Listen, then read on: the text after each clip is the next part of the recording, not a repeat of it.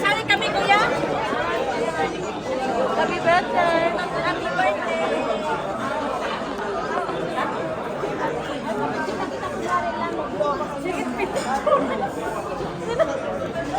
Sabi mo, ano ba yun? Birthday mo rin, birthday. Atay.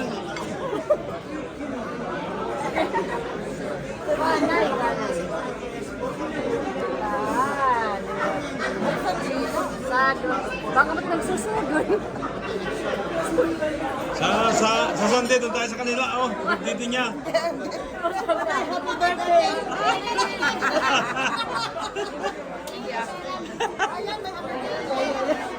Ano ang birthday?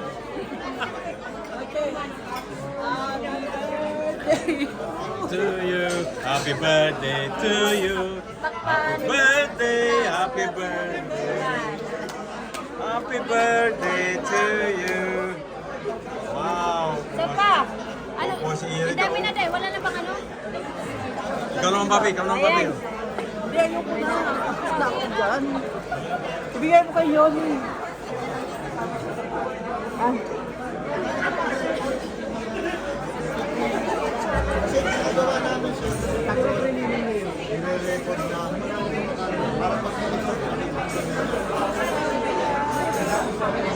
Actually, video na tayo ngayon.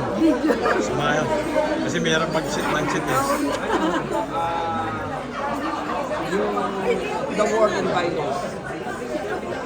Kasi karamihan sa prayer partners at maging sa mga preacher siguro, hindi practical application to fantasy.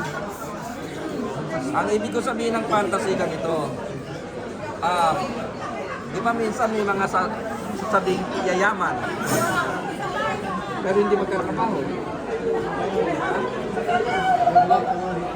Gusto magkaroon ng asawa, ayaw magbayos, magmaganda.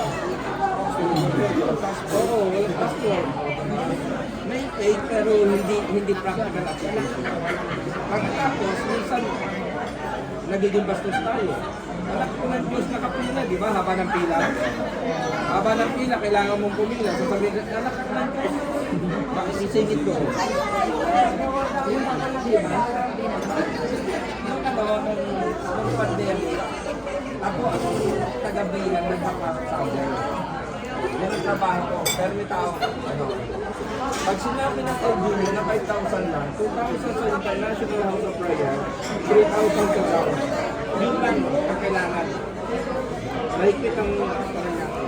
May social distancing, di ba? Minsan nag-talk sa brother Mike, ang topic ng brother Mike ay full na magkalataya. Sinabi ni brother Mike wala ng COVID. Siyempre, amen na.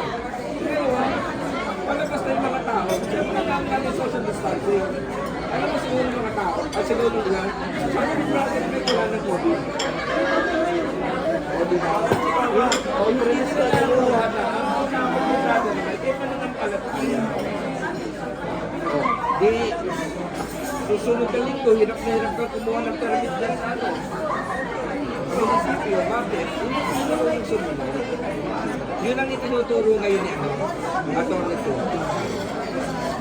Sword and violence.